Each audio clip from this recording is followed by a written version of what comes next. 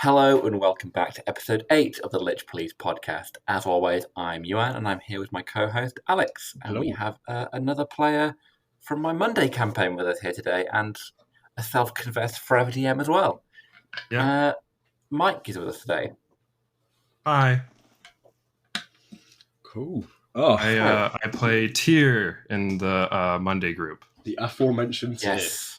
Yes. Yes. The other half of the double act from the double elf.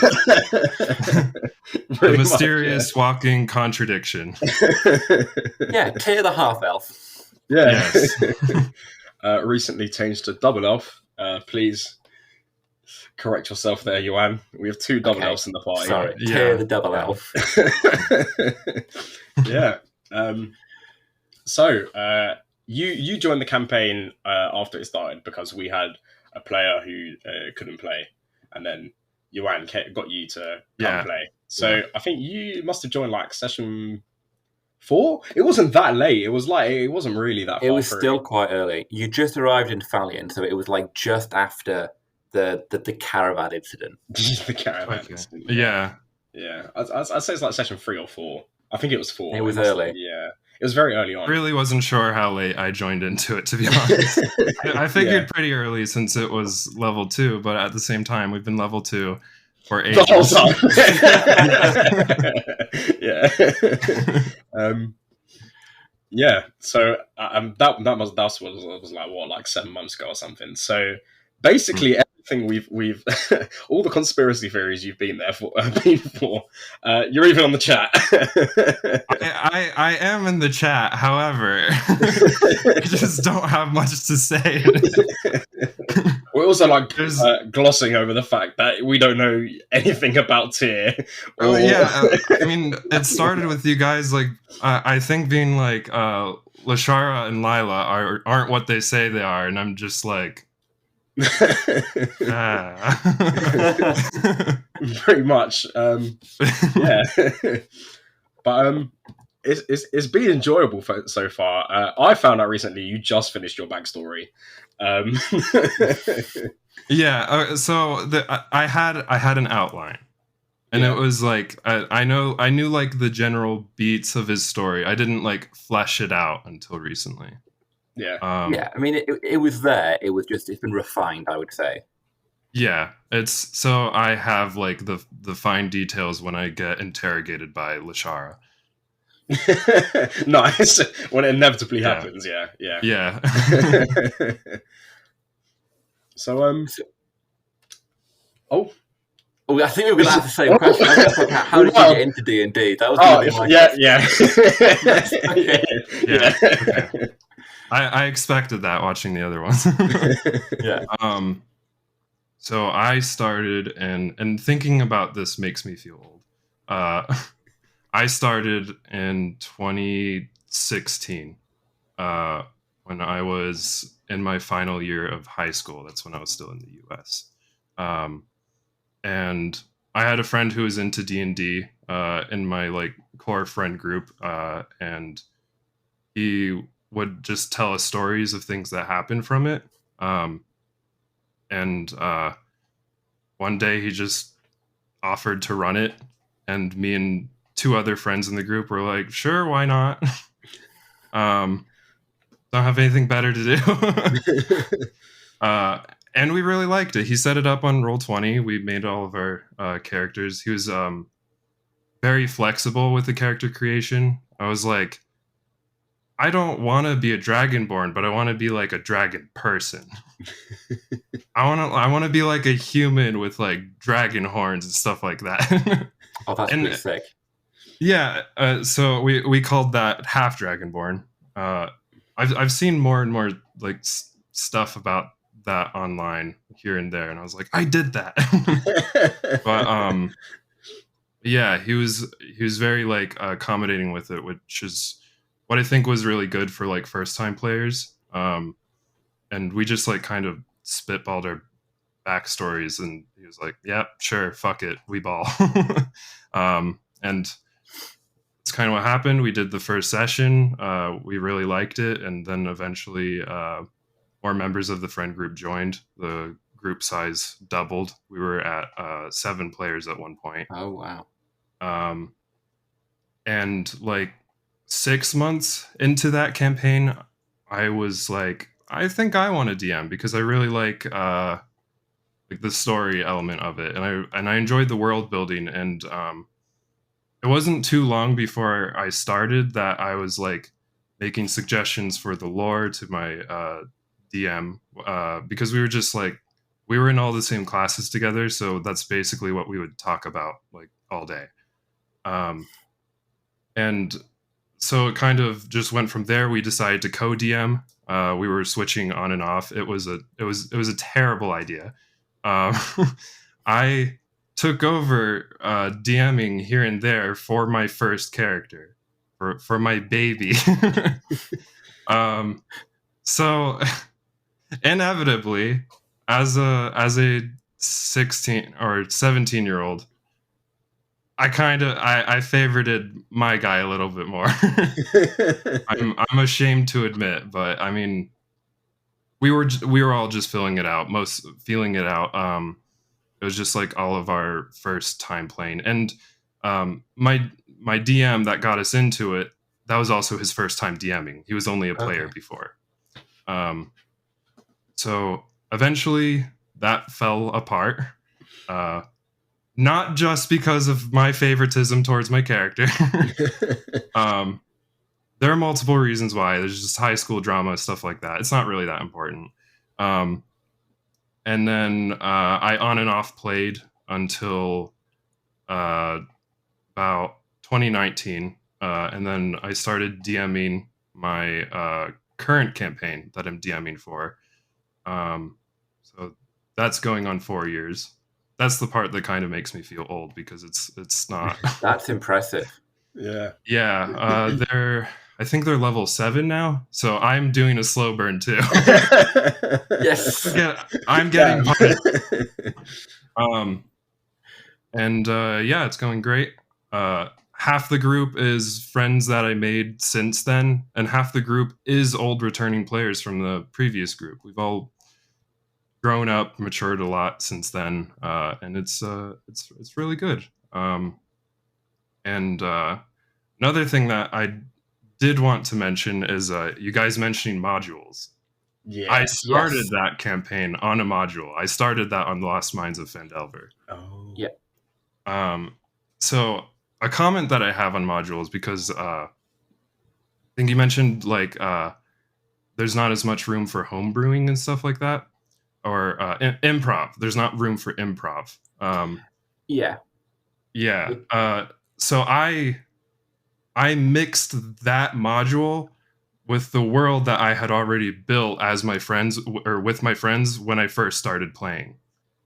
So I swapped names in the modules and stuff like that so that I could improvise if they went off the rails. And they did. They did go off the rails. Yeah. Obviously. But that I found that really helpful when I was like first DMing. I'll call it like for real.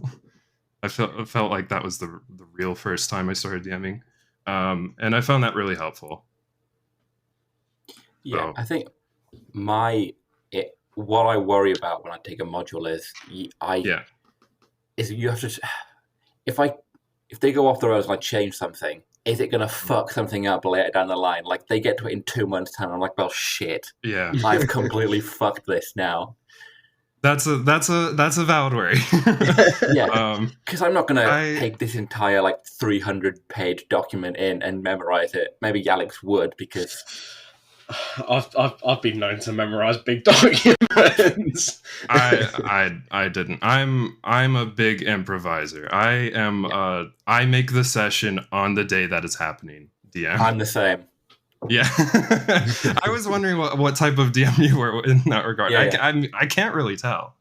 So I have I don't really write it. I think it's mainly because of dyslexia. I hate writing things down, but I'll spend the week thinking about what I'm gonna do, and then by the time it gets to the session, I've subconsciously just generated something that will kind of work.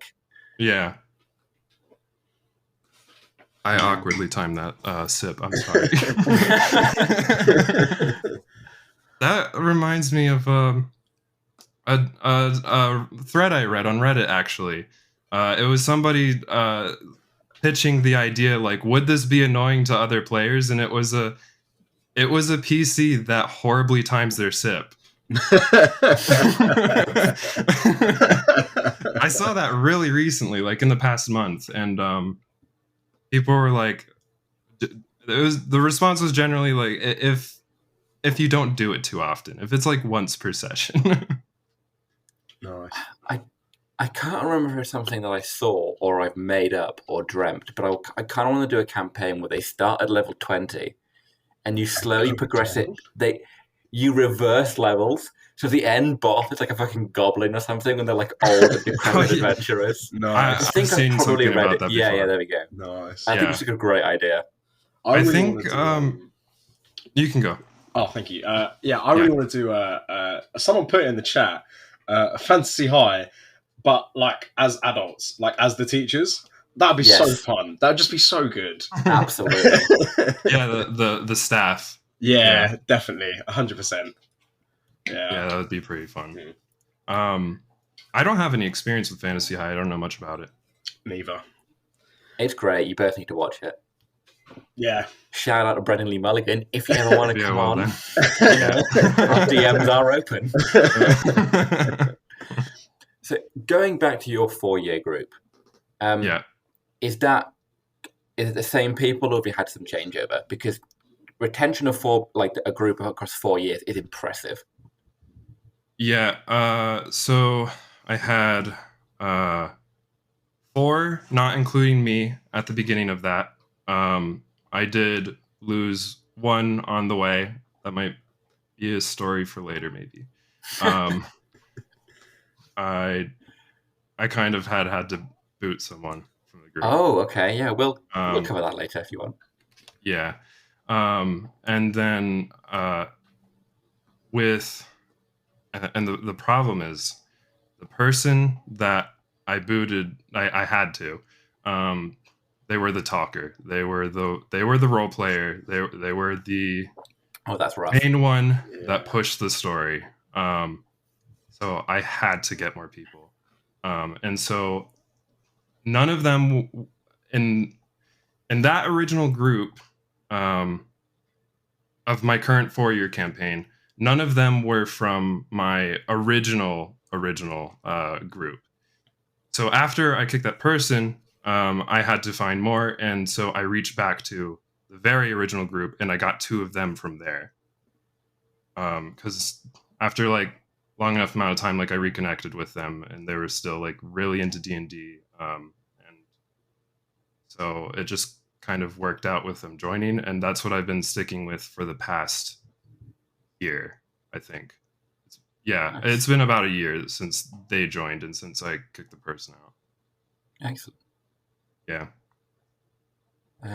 So have you to get the original 4 that you had, or 5, including the person you kicked? Was that online recruitment, or how did you go about getting those? Just friend group, actually. Okay. Made actually 2 of them were friends from high school. And one of them, or two of them I got closer to when I went to college because they went to the same college as me. I went to college in the US at first, and then I transferred to the UK. And then over years, I've just been on Discord groups and stuff like that, completely unrelated to D&D.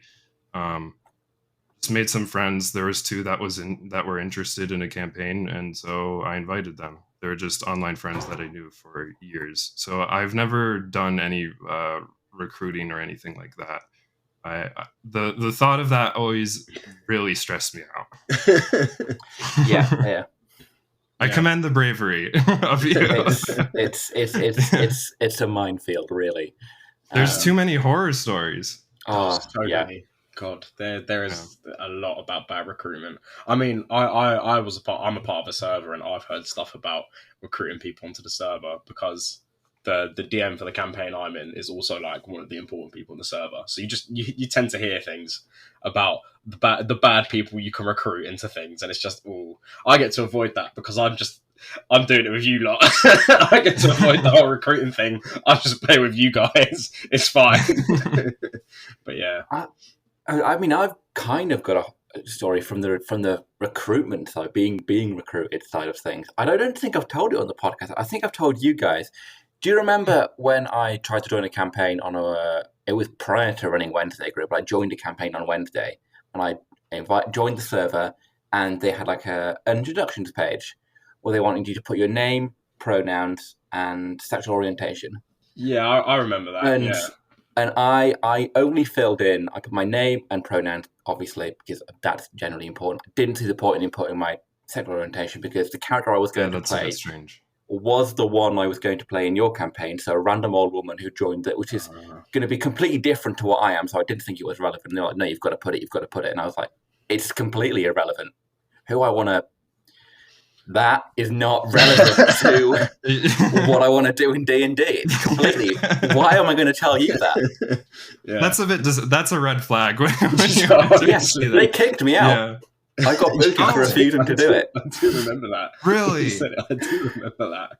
I remember it. I remember putting it in like block covered. Yeah. I've been kicked out of campaign, guys. Yeah. No, I do remember that. Oh, it was wild. That's weird. I mean, that was. Yeah. I have something unrelated about your grandmother that you're playing. Oh yes, for Alex's campaign. Because I heard in one of the podcast episodes when I was still going to be a goblin, you wanted me to be your adopted goblin grandson. Yes. I'm not a goblin. I will still be your grandson if you want. Yes, yeah, absolutely. If you'll have me, we'll gladly do that. It's handy. That's a good reason. You two have the most fleshed out backstories at the moment and characters, so it's quite handy. They've just gone back it. I told Alex that for my like ship NPC, I wanted it to just make it my character's dad. He's just there. Yeah, it's a little family. Nice. It's just a little family. Yeah. Oh, that's not bad. Yeah. Nice. I'm so excited for that campaign, especially after making the subclass. After making your subclass, I was like, shit, I really want to play. I want to know, you guys were in call for so long making it. I was being like, I really want to join the call. Yeah. Secrets. It'll be good. I mean, you won't find out technically for ages. Like, even as apart from my campaign, it's not like, well, it depends how you play your character, isn't it? But yeah, I'm excited. And then I've got to sort your one out because you sent me the subclass. It's basically fine. It's just got to hash out some details. Yeah, I'm not set on it. I might have changed my mind since sending you that. I might make a new one. I might make 3 or 4 new ones and then just show you them all. Roll a dice, see which one it gives you. Exactly. If I make 20, I can roll a d20. Exactly.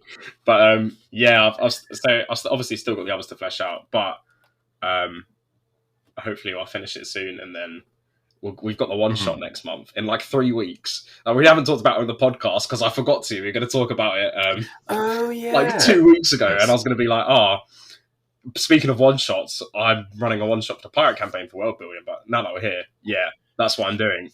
Next month, after the 5th. Will that be your first ever time DMing? No, technically not. So Technically not. So I did try and run a campaign before. Honestly, it was a really bad idea. The concept for the campaign was good. It was so obviously I'm into manga and anime, right? I've talked about it a lot. There's something. I had no idea. I know. And like Korean mangas tend to do like leveling things and like towers, like a Tower of Trials, right? Not Tower of Trials, Tower of God. Solo leveling, yeah, stuff like that. I was really into it at the time. I mean, I've read them, obviously, yeah, they're amazing, and that's really good. Yeah, solo leveling's amazing, yeah. And I was like, this would be a really good idea for a campaign. And then I was thinking, I can either tell someone, or I can start a campaign. So I had just joined a group on Wednesdays. Like, this is a year ago. And then he invited me to the server, and he was like, yeah, this is a new server that was created. Me and my friends created it after we started our Wednesday campaign. And I know you've been talking about DMing, so maybe you can find people to DM for in here. So I was like, oh, yes, let's write the campaign out. But like, I did a very poor job. Like, I barely even. So for the pirate campaign, I've gone really in depth. That I wrote like a page in a book, and then I was like, yeah, let's run a session next week. And I was like, let's have 8 people. Because I got like 15. First time with 8 people. I got like 15 messages, and I was okay. Let's do 8 people. And then the concept was these tower things started spawning in the world, and then no one knew what they were, but they like spouted monsters and stuff, and it was like a big challenge. And you climb up the tower for floors. I was like, it's an easy enough concept to run. Every floor is a different thing. It's like a one-shot basically. That's cool. Floor. I was like, okay, cool. Yeah, one-shot every floor, light work. So we did the first one, and they've got the tutorial floor, like always, with goblins, like always, you know. And yeah, they killed the goblins, and that was session 1. It was it was okay. And then like I procrastinated, and then people couldn't do sessions, like a lot of people, because it was a mix between English people and American people. So you ran it on a Sunday at like 2 p.m, something like that. So sometimes like they weren't awake, or sometimes people had stuff to do. So we missed like three weeks without it, and then we went again, and then it was like half the people forgot about it. So we're down to like 4 people. Which is mad as well, because I didn't get any messages that they were like, they straight up just forgot about the campaign. So I was like, it's cool, 4 people, that's manageable. And then we did some progress. We cleared the tutorial floor, and then like I was going to do a thing like at the end of the tutorial floor, and honestly went really poorly. And then I got a message from one of the players. It's like, hey, I'm going to have to pull out, like, people dropping out. I was like, yeah, it's cool. And then I sat there thinking, yeah, this went shit. I was just like, oh, fuck. I was like, okay, yeah. I'm just going to call the campaign. Like, I did a very bad job. And we didn't even play on Wednesdays anymore with the other campaign. So I was just sat in a server for no reason. So it's like, okay, cool. So I just called the campaign and just left the server. And I haven't even spoken to him since. Like, the campaign went really bad. So that was my first experience. I DM'd twice, very poorly, basically. Yeah, because I was very underprepared, and I'd only be playing D&D for about 3 months. So yeah. Wow, you learn. Yeah, that's my own story. Yeah, that's my own personal horror story of my failed time getting into DMing. Yeah. Hey, if you go through Reddit, you'll find it. It's possible. Honestly, I've been sat here thinking someone might post it on Reddit. Like, it was really bad, and I felt bad for people, but. I promise it will be better. It will be better next time. I've gone really in depth with this one, so we should be fine. In depth for like rules and stuff. I haven't written a lot of lore because you guys will find out lore when you discover it. The thing is what I'm doing. So yeah, technically it won't be my first time DMing, but like it will be. Yeah. Last week we spoke a lot about Ulador and what exactly you were doing, what had happened in that last session. You've now finished the dungeon, and you were hoping for clarity, I think, at the end of that, and what you got was more confusion. Yes. What we got was betrayal. I wouldn't say betrayal. I enjoyed last session. It was... Yes, that session was fun, to be fair. Fun for everyone but me. It was suffering. Big shout out to Mike. Oh, yeah. The absolute collapse in your face when Mike knew all languages, apparently. That was the greatest. Oh, yeah. Can we just don't talk about that? That was... The minute I heard that, I was so happy, and then everyone was like, "It's your campaign. Decide what is written." And I was thinking deep down, I was like, "No, there's something really important written. I need to know." But then it was like, "No, bitch, not anymore." and then you changed it, and I was just sat there, hollow shelled. I was like, "Ah, fuck." I'm never I gonna know. I was watching on the camera. Oh shit! It was so painful. But yeah, we finished that dungeon. I mean, I did. Was it a difficult fight? I don't think it was. Particularly Not the spiders. Not the spiders. No. That was the only fight we had, wasn't it? I thought the fear, the phobia would be crippling, but it really wasn't. Rolled in at 20. Yeah, no, I was expecting more from that, but no, it went well. Yeah, I have to keep that fear though. I know. Yeah. I know you wanted to get rid of it, but like, nice. I have a reason. I have a reason for the fear. Ooh. Okay. Interesting. I mean, Dan's scared of George, so if there was any giant beetles we ever fought, logic applies. There's no reason. Kill Tyr's spiders. Tyr can kill Dan's beetles. Exactly. Yeah. Got each other's back. Yeah. I'm actually surprised you guys didn't fight the ghost. I was expecting. It was close. I know it was close. It was very close. I have a feeling that Tyr was very, very close to provoking a fight, but got warded off last second.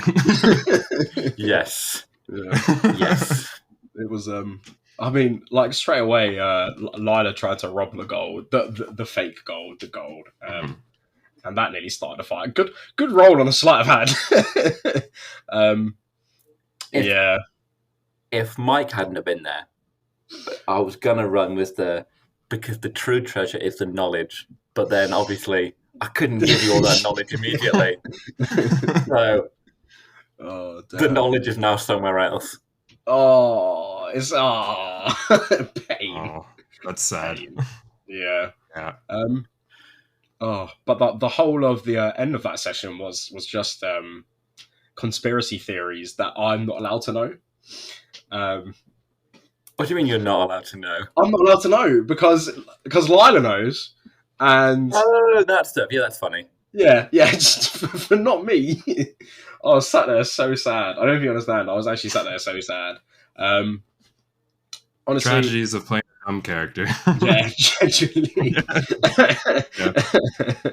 But yeah, last session was good, and then we finished the whole crypt now, so we can go kill some goblins. That's my favourite part, killing goblins. I know goblins. You've not killed any goblins in a while, to be fair. It's been like 10 sessions, but since we've killed goblins. Wait, has Tyr come with us to kill goblins ever?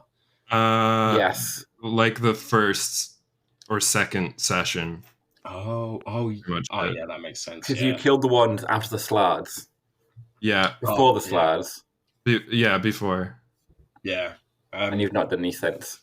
Yeah, and now we just got to bum rush all the goblin camps so we can start my campaign. Yeah! It's never going to happen.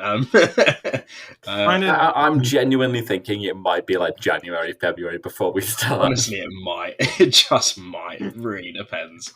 I always find it morally strange in D&D how okay it is to kill goblins. Like, slaughter it's just them. A normal thing. Yeah. Yeah. Luckily, I had a player make a goblin rights group in my campaign. Nice. That's good. Well, yeah, it did not work out well with the other players. Luckily for my campaign, there is a singular family of goblins, and people don't murder these goblins. They're good goblins. Don't worry, guys. We like goblins here. Yeah, that's good. I like goblins. They're all right. I'd like to play one. I love playing goblins as a DM. Very fun. Yeah. I kind of want to play a kobold who's convinced they're a dragon and just refuses to accept that they're not. Yeah, that'd be nice. That's always a good one. I had an idea the other day. So obviously, Lashara is starting a campaign on Fridays, and I'm joining. You are joining. I've still been thinking of characters. Nice. I was going to do one of them was going to have some sort of carpenter background. I hadn't hashed it out. The other one I was going to do a cleric that's allergic to healing people. So every time they heal someone, they get a really bad cold or something for like a day. I was like, yeah. That's kind of like Lashara.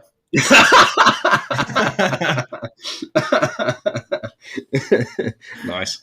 But yeah, there's so many concepts I want to play. I don't know what I'm going to do. Alex. Yes. Did you know dehydration is the leading cause of daytime fatigue? I was shocked to learn that even mild dehydration can cause headaches, muscle weakness, and brain fog, and even brain fog. But luckily, there's a solution. Cure. Whoa! I didn't know that. But did you know the formula is made with all natural ingredients like coconut water powder and pink Himalayan salt? It's free from artificial flavors, sweeteners, and preservatives. Cure Hydration is a vegan, gluten-free, and non-GMO, making it a great option for anyone with dietary restrictions or preferences. Wow, that's amazing. Today, Cure is on a mission to help people stay hydrated and feel their best, without compromising on quality, taste, or sustainability. Ready to combat dehydration? Try Cure today and feel the difference for yourself. Use code Lich please, block capitals, no spaces, for 20% off your order. That's code Lich please, block capital for 20% off. Wow! And then because I've actually had people come to me, and you can leave this bit in because I know they're listening. Someone has said to me that in the past that we've said, please cut that, and it's still in the episode. So I don't think you're doing your job very well, Alex. Whoa, that episode, I think I remember that episode, was that was like the last episode I watched yesterday. Was it? Yeah. To be fair, I didn't really understand I didn't understand the context, so I didn't even know what was important. Oh, maybe. Yeah. I might have been. Was it the episode where I went? Sorry, we've got some technical difficulties halfway through, or was it just completely Possibly. different? I don't listen to them back. Neither. I can't stand and listen to my voice for that long. Yeah, I feel that. There's no way I'm going to watch this. Nice. I'll drop a like for you guys, but that's about it. So, the question we always forget, what's your favorite class and subclass? They can be different. I've been thinking about that because I watched the other episodes. It's so hard to say. As a player, I have sentimental value towards Circle of the Moon Druid. That was my first one. Oh, nice. And MMOs, stuff like that, I always play Druid. I always liked the shape-shifting stuff. It was just always my favorite. Lately, I am just way more of a martial person. I like beating the shit out of people. Heading things is fun, to be fair. And I like being descriptive about it, so that's why I like monks and stuff like that.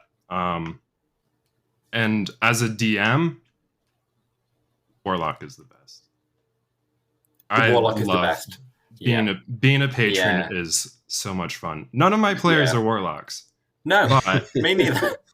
I have a monk with a patron. Yeah. That's cool. And that is really, really fun. I really enjoy being the patron. Yeah, I think the Warlock is the best for roleplay opportunities. Mm-hmm. For sure. I mean, I'm a Warlock in my Monday campaign, and obviously I've got a patron, and it makes things fun. Because you can ask them questions. You can just be like, oh, I don't know this. Will they know it? And then it's like, yeah, they might know it. Do you want to ask them? I was like, sure. And then you have a little conversation with the DM. It's just like, yeah, that's fun. My player doesn't do that. This player doesn't ask questions. I just purely have the patron harass him. Nice. He is not a kind patron. Well, I think Iwan, you're playing Warlock for the pirate campaign, aren't you? I am indeed. Yeah, oh, nice, so nice. I'll be a patron from you there. Yeah. I'm looking forward to being harassed by you. Oh, you'll just get messages upon messages. It's just going to be random stuff. It depends how you want the patron to be, right? However you want. Oh, well, they're going to be really annoying. However you want. Just a pre-warning there. That's fine. I'll just kill you. Yeah, I mean that Patreon roleplay is fun. And I definitely agree that monks are the shit. Let's go monks. Yeah. However weak they are, sadly, they are still the shit. Yeah. Yeah. But monks are very unloved, I think. Yeah. In terms of like power, in terms of how they're written and player base. Yeah, definitely. Yeah. To be fair, that's a good choice of classes. I'm guessing, being as your first character was Druid, you played Druid in Baldur's Gate. Yeah, definitely. Of course, yeah. And they are busted. They're so busted. They are. They're really, really fucking insane. So are Paladins, believe it or not. Paladins are absolutely cracked on Baldur's Gate. They are crazy. I'd be doing a lot of damage with my Paladin on Baldur's Gate. Yeah. I have not. I haven't even finished my first playthrough. I stopped for a while because I heard that this recent patch wasn't that good. But I'm at 250 hours. Not on this playthrough. I got over 100 in early access. But I have like 150, and I have not even done a new character yet in Baldur's Gate. Yeah, mine's. I think mine's 175 because I've done a playthrough with my friend, and I've done a playthrough through me, but I haven't finished my playthrough. I finished one with my mate, but they announced that they're going to do cross-platform, which I've been waiting for ages because only one of my friends on PlayStation plays on PlayStation. Like, everyone else I know has it on PC. So I was like, yes, finally, cross-platform. So more hours will be coming to that game. Like, so much. Yeah, that'll be nice. Yeah. So, another question we like to ask for people who've been DMs and players. Favorite moment as a DM? Yeah, favorite moment as a DM.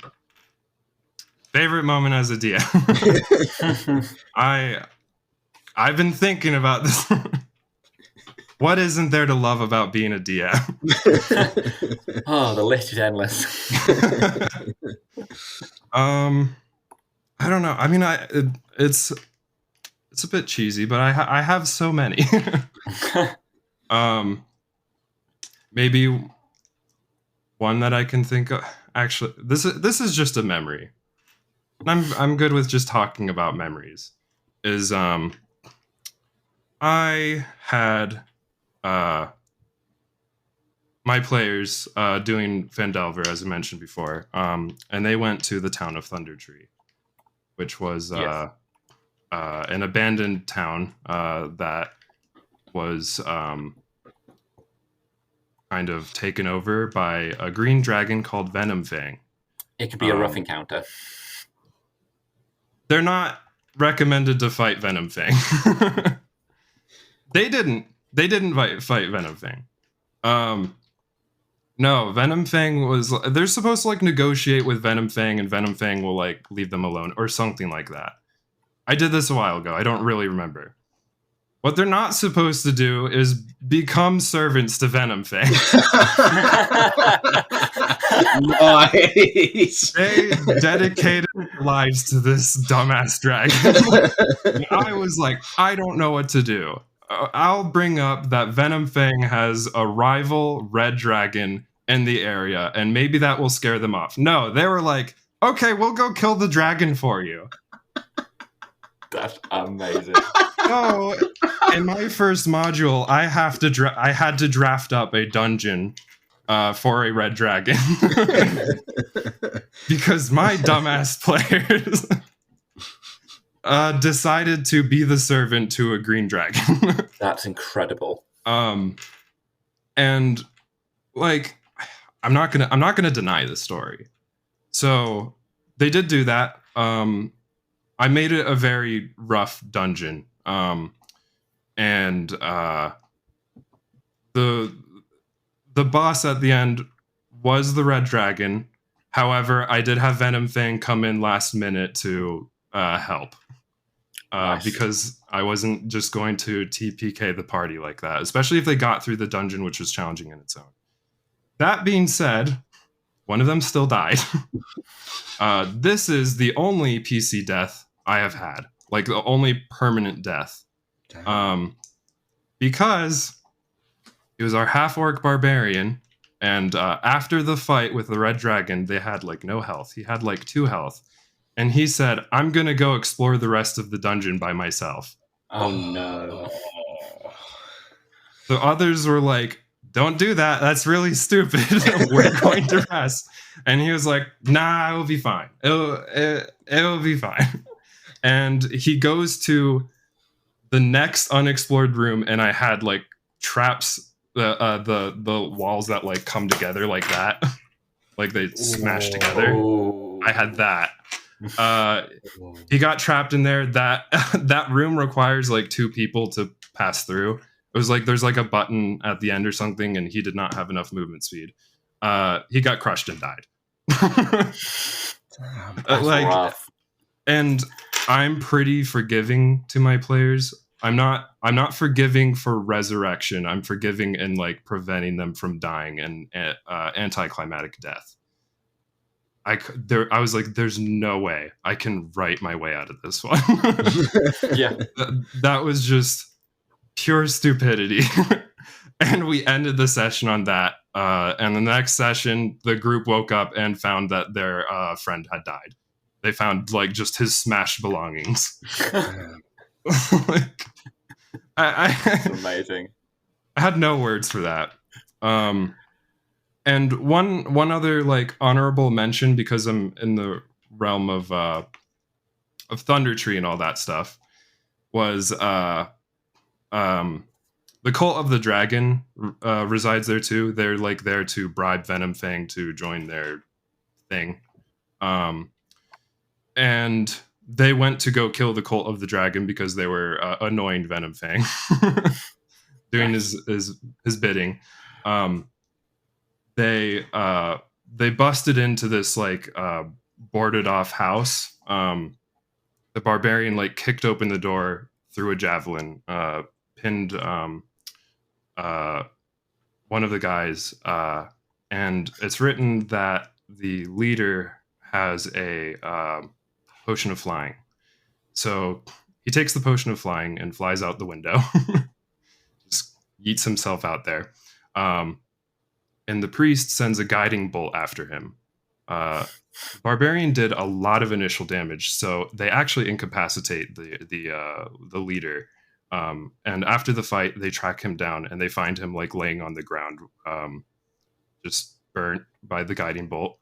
And they decide to tie him up and wake him up. And I asked, "Are you guys holding the rope?" They answered no. So I was like, okay. He floats up while he's tied up and flies away. and they were so upset. It was like they had been trying to get this guy for like the past whole session and just let it slip through their fingers because he just didn't hold the rope after they tied him up. That's nice. So unfortunate. Yeah. So that was a little honorable mention for me. Nice. Yeah. I need to close this door real quick. We can cut this too. That's fine. Sorry about that. No, that's cool. No worries. Cool. Yeah, damn. My mind's gone blank. It's okay. Sorry about the door. It's fine. We'll cut this whole part out. We'll go straight to speaking. Dice collecting. Yeah. Yes. The dice I have been using in your campaign has been so good. It has been pretty good, to be fair. Yeah, this is my dice. It's like a red and purple. Oh, that's really cool. Yeah. See, I recently acquired dice for the first time. I know, never owned dice before this. Yeah.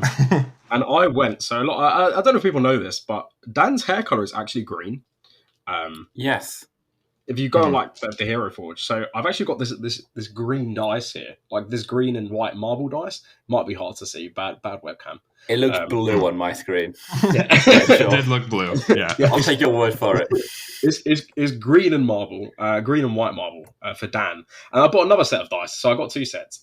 The other one's black and white marble, which I bought for my DMing because black signifies death.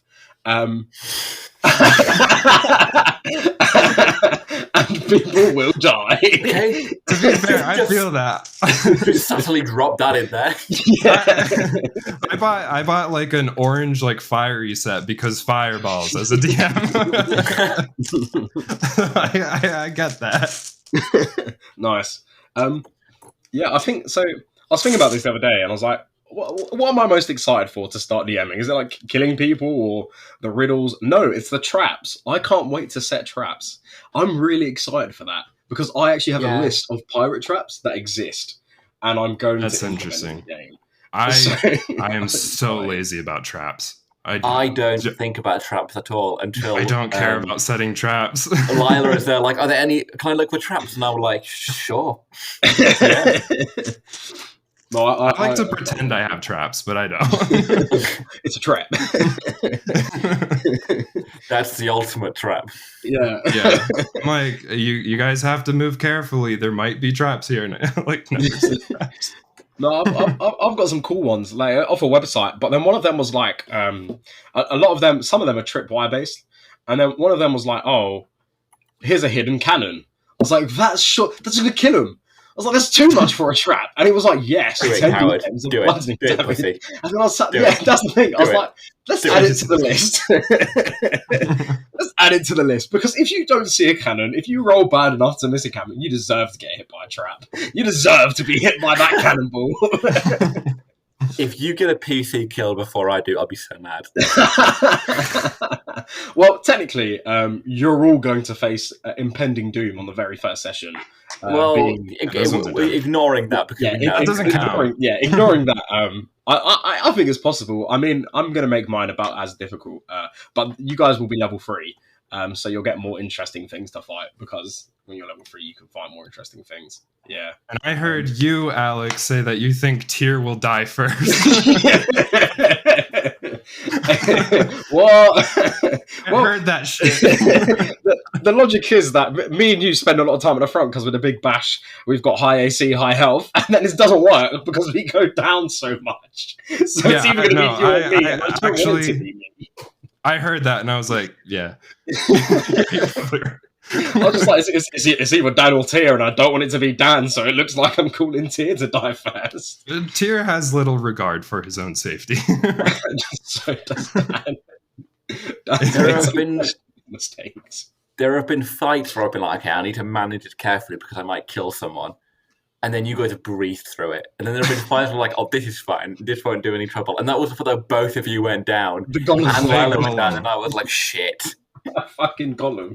I couldn't believe that with the clay golem. I've never seen so many 24s and 25s to hit in my life. But it attacked 3 times every turn. So like it was statistically it was gonna hit at least one of them and do damage. All of them and just did all the damage. It was a lot of damage, to be fair. Battered. Yeah. I'm happy I didn't roll a 1. Yes. You were so close to dying in that. I was scared. I'd have been so sad if I'd killed Dan in that. It's too early to kill Dan. I would have made you leave that session as well. Oh, I might have just left it, to be honest, that session. I'm like, I guess, just give me a minute. I've got to go. Yeah. Oh, dear. I mean, I hope I don't want to get a TPK. Like, I don't want to go out of my way to get one. But if it happens that I get one, I'm not going to be sad. I'm just going to be like, people die. It's a pirate campaign. You know how many pirates died? Like, millions. I'm not going to be sad. It just is what it is. Like, you know, a thing that happens. I'm always conflicted about the TPK though because it's such a story wrecker. Yeah, so much stuff that you've been setting up for a long time. Like as a DM, I try my hardest to prevent it, but I mean sometimes with enough dumb decisions and bad luck, yeah, it's It can happen. I mean, like, I'm sure some DMs do this because it's in the book as well. Like, you can just fudge rolls if you don't want something to happen. Yes. You can be like, oh, yeah, that roll's not. I'll fudge a roll. Yeah. I fudge rolls. I feel like I'd be inclined to fudge a roll. Like if your monster gets within like 2 or 3 hit points, and I'm like, oh, this person could do with like a kill now. Would be a great time to get a kill. I'm like, he's dead. Yeah, that's I very rarely fudge rolls against players. It's mostly for them, especially because I roll like a god as a DM, and my players roll like shit. I don't know why, but like I like average like at least like 3 nat 20s per session. Oh shit! At least I get so many, and it frustrates me as a player. though my luck has been better. In this campaign, at least. Yeah, I mean, I like to. You roll quite well as a DM. I think. Like, yeah, better than I've been in another campaign. Like Derek, he rolls really badly, and I know he's listening. He rolls horrendously, like really bad. Which, like, if you were in the campaign, you'd understand that he has to like dispose of dice like 3 times a session, switch like dice towers, and then he'll still roll awful until it's really important. Then he'll roll something really well, but otherwise, it's like he rolls awful. I don't have faith. Sad. Yeah, I don't have faith for my rolling.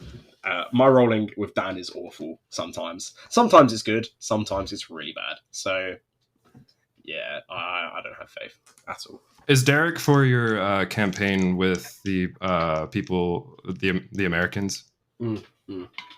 Okay. Yeah, he's the DM of my other technically Monday campaign. Yeah. So you're playing really late. Yeah, it starts at 1 a.m. and I finish at like 4:30. Yeah. All of my players are in the US. Yeah. it's a long one. I DM from like 11 p.m. to 4 a.m. Yeah. Shit. Yeah. I do that on weekends though. Oh, understandable. Yeah. I have like there have been sessions where we've gone for a while and I've stayed up and gone to work without sleeping. Like I've just gone, oh, is it 6 o'clock? Yeah, it looks like I'm going to work. And then that's unfortunate. Yeah. And then I get home and couldn't do that. Yeah. I did about at some point. I mean, I've slept through a few sessions. Derek knows that. Like, if he doesn't get a message from me, he's not going to assume I'm out somewhere. He's going to assume I've fallen asleep because I've had a long day or something. So, yeah. But I appreciate the commitment, though. Yeah. So I recruited you from the university server. Not going to say which one. Were you part of the recruitment for that at the beginning of the year? Because I've heard that year it was horrendous. It was horrendous, and yes, I was. I got very annoyed from that. Oh, that's it. They did a group match thing where they like matched you up with other people. They had you like fill out a form of like common interests, like what not modules. What's the system? What system you're interested in? Just general preferences, and then matched you with a DM who also filled out a similar but different survey. Okay. Nothing in person. The filling those out wasn't in person, but the goal was to have you in person. Because it was all just through the university, so it was like, well, everybody's near or on campus or can get there, so yeah. I was excited because I've only played D&D in person like 2 times, but I got matched up, and the DM wanted to do a one shot. And we met up for the one shot. It was I think he was doing Phandelver. He didn't really. He was unforgiving, and we TPK'd on the first session for it was a one shot, but we TPK'd in like an hour and a half maybe. Oh shit. Okay. But I didn't really have a problem with that. It was a one shot. Then he said that he just like wanted to feel it out for like how we are as players and stuff like that, and then he wanted to do like a Viking homebrew type thing. using 5e as the system. And we were all like pretty excited about that. Had ideas that like we shared with him and like made our characters and stuff like that. And then he ghosted us.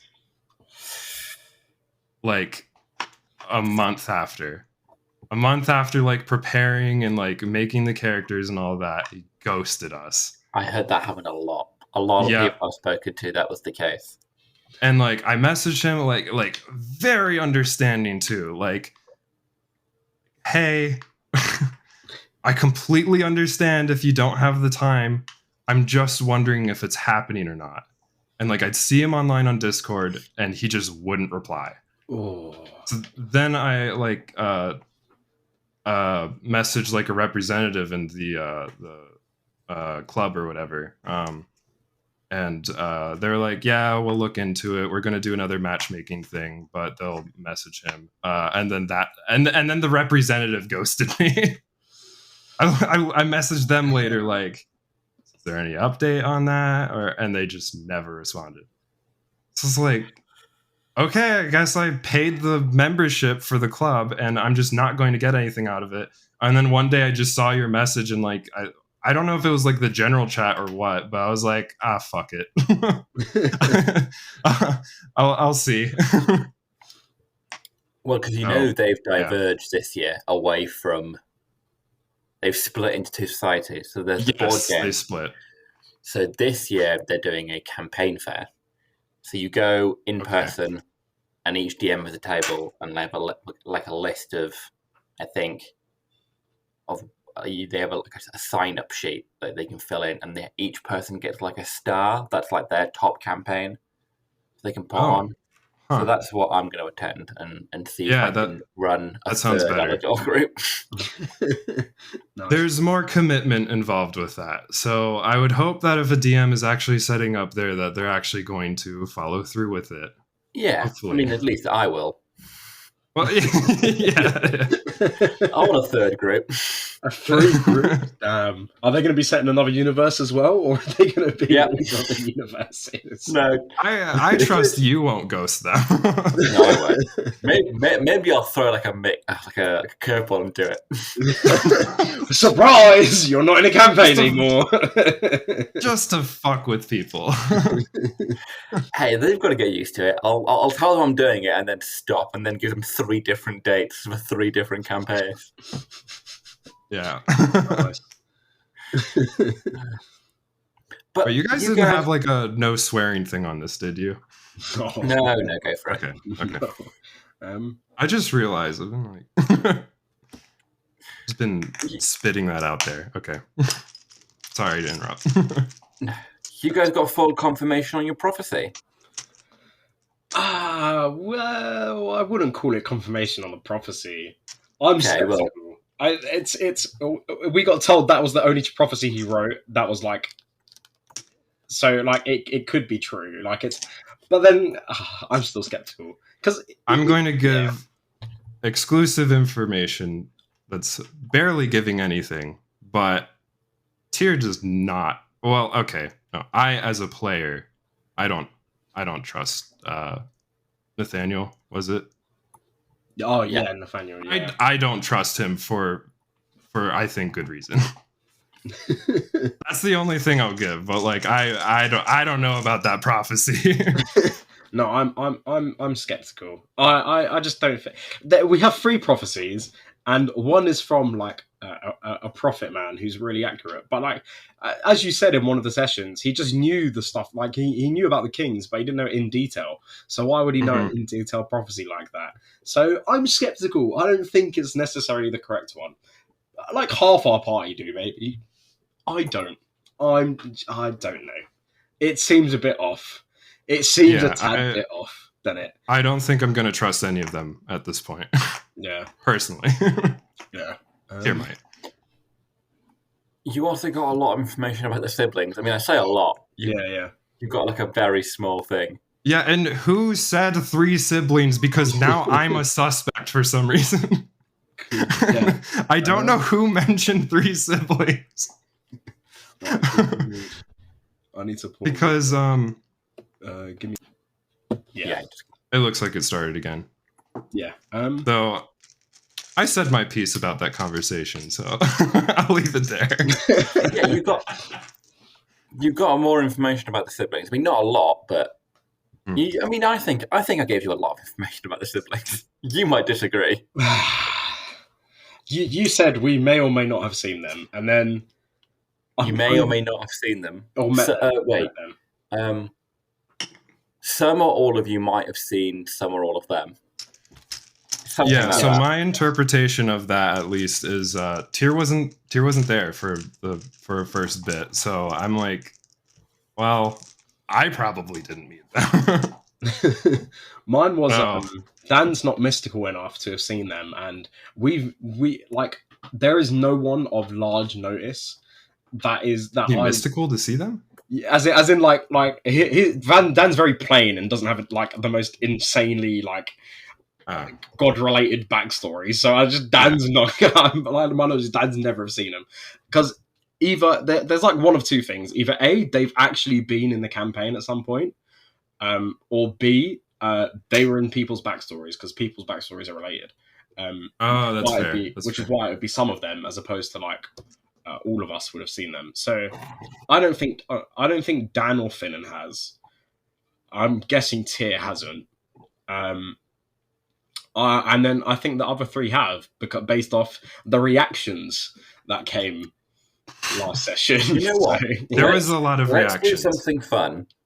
Roll a d20 now, Alex. If you get above a 15, I'll tell you if you've met one or not. Oh, let's get some live rolling footage. Here we go. Can I do that too? Actually, no. Not 15. Not 15. 18. 18. And yeah, Michael can do it as well. Come on, lucky dice. A 20! I'm not even joking. Can you see it? Wait. I got an 18. It's 18, okay. Yeah! Oh, okay. I'll make these even better. I'm not going to tell you which is which. Okay. Okay. One is a yes and one is a no. Oh, bollocks. I'm satisfied with that. It's fair.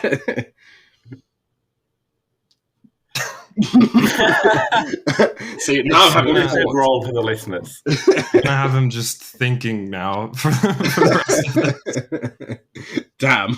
I have a maybe a thing to help torture Alex. Oh God! Have you added the new maybe like additional line in the lore document after talking about Tyr's backstory? No, I haven't yet, but I will add it. There's more lore. Oh, that might be the most important line ever, Iwan. You haven't added it yet.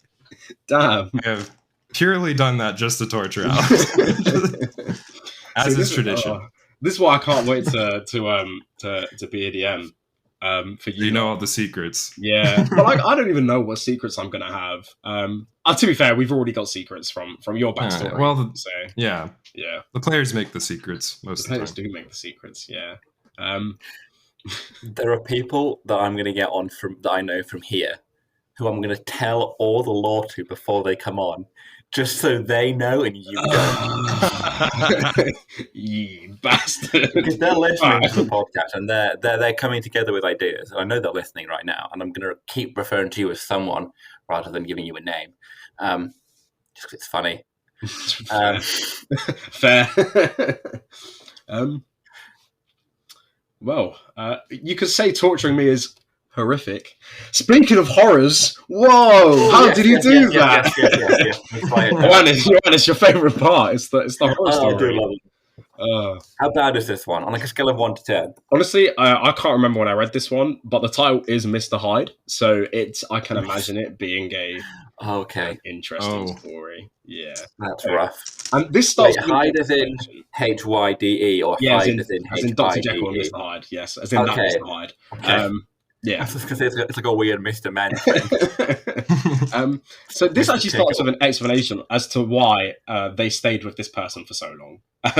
They said, "I like this player a lot. We get along great outside of these incidents, and he made wonderfully creative characters that he really got into role playing. I loved playing with him. Otherwise, I would never have tolerated this as long as I did. Okay. So fair enough. We're going to call him Jekyll to protect the I feel like that's setting it up to be really bad. Yeah. So they call him Jekyll. I played with Jekyll for over a year, so these incidents were few and far between, but explosive. Jekyll Is this the perspective of a DM or a player? DM, apparently. Okay. Yeah. Jekyll had, and there's like the Ulysses, what they're called, the little full stops, a temper. Once it got set up, Jekyll became Mr. Hyde. Totally different person to a frightening degree, inconsolable, swinging swears and insults, all caps, and it got set off by the smallest slights. You never knew what was going to cause Jekyll to turn into Hyde. Party saw a big bad beating up on an NPC. NPC was a piece of crap person. Big Bad was clearly telegraphed as something you'd think twice about fighting. It wasn't that the party didn't help the NPC, it was that they hesitated. Boom. Mr. Hyde was in my DMs, all capping. Jekyll went to negotiate with the Queen of the Air and Darkness of the Unseelie Court. Jekyll was playing a Fey Blood, so he was really looking forward to this. Party's face came along because Jekyll was not playing a charismatic character. Things went great. They released her on the mortal realm, and a bunch of people they wanted to die died. After the game, though, Hyde was in my DMs, screaming that this was his scene alone. Over the course of a year, I had to talk Jekyll down these tantrums against other players 3 times. I stood between Hyde and other players so they never knew this was happening. Twice the tantrums were directed at me. He brought me to tears the first time because I didn't play his character's sister the way he thought they should have been played. The second and final time was when I invited a player to the game without consulting Jekyll first. Screamed that he was quitting. I said, okay, if that's how you feel, because at this point I was done with Jekyll's crap. This was extremely stressful to deal with. That's when Jekyll went from mad to Mr. Hyde because I wasn't trying to talk him into staying. That was the last straw and the last time I spoke to Jekyll or Hyde. Jesus. Is that the end? Yeah. Basically, a man with anger issues decides to scream at DM every time something didn't go his way.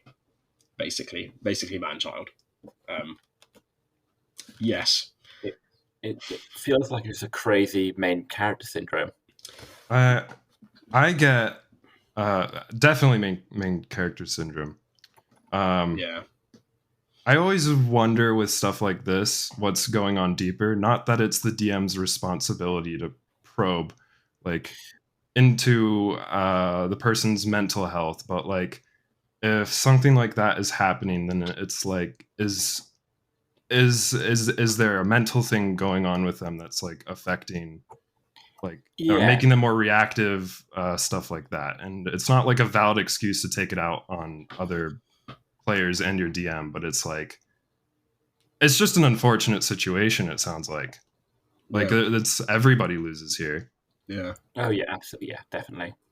See, especially if they're like pleasant outside of those situations. Yeah. See, like at least they explained why they put up with it, because you don't get that a lot on here. You don't get a lot of people being like, "Oh yeah, we played for like a year and there was all this problems before we gave up." I was like, most of the time, you're like, "Okay, why?" But by the looks of it, they were good friends. But I feel like if they were like good friends and they've probably played D&D before, I'm surprised they weren't aware that this person had. It could have been something that developed, and at that point, if they're good friends, then it's like talk about it. Yeah, like yeah. I don't know, thoroughly outside the game, like not just like are you okay, but like I feel like that requires like a thorough like check-in and maybe like you should take a break. Yeah. But it's definitely a complicated situation. But like, if you're friends with that person, and like they've said, they're friends out of game, I definitely feel like you can approach them and be like, "Is there like anything you want to talk about? Anything that's going on at home, or you know?" Yeah, good on the DM for like not letting Mr. Hyde argue with the players. Yeah. Of course. just in to the DM, like which is a bit rough for the DM, but like fair enough on them for not letting arguments ensue with the players, because an argument with the players is a very big thing. So yeah. All that being said, like with the worries and stuff like that, like at the same time, like there's no room for tantrums, no room to act like we're in a playground. Exactly. Like complaining at someone because they didn't play the sister how they thought they should have been played. Maybe if you told them like exactly how they should have been played, it would have been played like that. I don't know, because then there wouldn't be a reason to not play the character as they've been played. But most of the time, it's kind of to like the DM's discretion is what I find. So yeah. Definitely main character syndrome. Oh well, shit happens, I guess. Yeah. Worldwide phenomenon, main character syndrome. Yeah. You mentioned earlier in the episode about a story that you might have had. If you want to share that, you can. If you don't want to share it, we can just move on. Yeah. It's entirely up to you. Next time. Next. Oh, next inviting yourself back on. I have a lot to share. Nice. Absolutely, yeah. We'll definitely get you back on. Yeah. And I had fun. I had a lot of fun. Yeah. Yeah. Sorry to ruin your next segment. That's cool. Yeah, I mean... Okay. But yeah, I think by the next time you come on, maybe it will be. Hopefully, we would have started my campaign. Hopefully. So we'll have stuff to talk about there. Take your time. I know you guys have a lot of guests and stuff coming. Yeah. Well, we're very busy. Yeah. Yes, very popular. When's Brennan? He's pushed back really next far. month. Something like that. Yeah, he's been calling us soon. You can't seem desperate to him. Yeah. Exactly. Yeah. Cool. I think that's all. Unless you want to. Oh, shout out! Do you want to shout out anyone? Any small creators that you're a fan of? There's this podcast called Lich, please.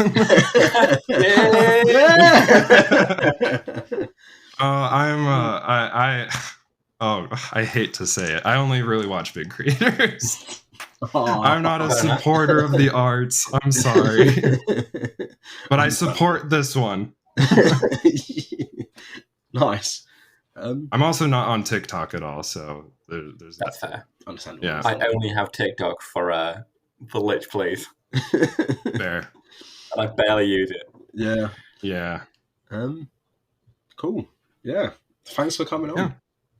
Yeah, of course. Yeah. I'll gladly do it again. Yeah.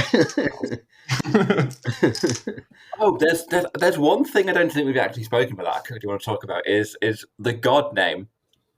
Because you have the name of a god, and I've had to change the pronunciation of one of the gods just because of because you're Tyr, and then there's Tyr. I thought about talking about this when introducing myself as Tyr on this podcast, not like originally. Yeah, so Tyr is Tyr. Tyr is the nickname for Tyr. Tyr's full name is Lyell Tyrionivellum. Went by Tyr because it was easy. It was easy to say. I didn't go by Lyell because there's a Lashara and a Lila. That's true. And then, so I said Tyr, and then I realized that there's a god in your campaign, which is also affiliated with my backstory. Yes. Tur or Trr. Rolled out, yeah. And then not only that, but then I played Baldur's Gate in September and realized that in Forgotten Realms, Faerun, there is a god named Tyr. How did I fuck this up on so many levels? I remember loading up Baldur's Gate, and I think I asked you like the session after, and I was like, "Do you call Tyr because of the god in Baldur's Gate?" That's exactly why I was like, "Oh, you?" There is no relation. There's no inspiration. It's just bad luck. Yeah. Cool. Yeah. Well, I think after I just forgot that important question that I meant to ask at the very beginning, we'll end it here. Thank you very much for coming on. Yeah. Remember to give us a watch on Spotify, YouTube, Google, Amazon. Apple? I'm forgetting Smash that like button. Apple. Definitely smash the like button. Yeah. I do that. Yeah, every week. Yeah, every week, Saturday at 2 p.m. if Alex gets it out on time. Yes, I definitely didn't forget recently to schedule it for 2 p.m. Wow. Cool. Yeah. And if you have any guests that you want to get on, you can leave us a comment, you can email us, you can message us on TikTok. Yes. Anywhere. Just please don't if you have any requests, we can try and request to get people on. We will try. But thank you very much for watching, and we'll see you next week. Goodbye.